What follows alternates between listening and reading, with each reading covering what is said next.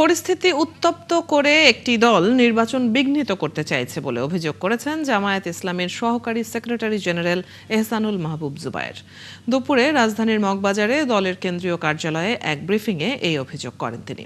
বলেন, নির্বাচন কমিশনে আগামীকাল সব অভিযোগ নিয়ে যাবে জামায়াত। এ সময় শেরপুরে হামলার ঘটনায় অপরাধীরা চিহ্নিত হলেও এখনও তাদের আটক করা হয়নি অভিযোগ জানান তিনি।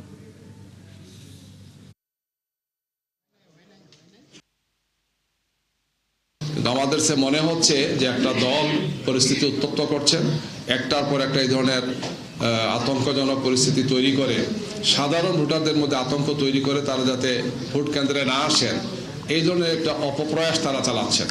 আমরা তাৎক্ষণিকভাবে এই ঘটনাগুলো সংশ্লিষ্ট আসনের নির্বাচনী দায়িত্বে যারা আছেন, রিটার্নিং অফিসার বা সহকারী রিটার্নিং অফিসার যারা আছেন এবং এর পাশাপাশি আইন শৃঙ্খলার জন্য যারা দায়িত্বে আছেন তাদেরকে জানিয়েছি। ইলেকটোরাল কমিটি আছেন, আমরা তাদেরকে জানিয়েছি এবং এই সবগুলো তথ্য উপাত্ত আমরা স্থানীয়ভাবে সাংবাদিকদেরকে অবহিত করেছি। আর তার পুরো একটা রেকর্ড আমরা নির্বাচন কমিশনে আমরা জমা দিয়েছি, কালকে আমরা বাকিগুলো জমা দেব।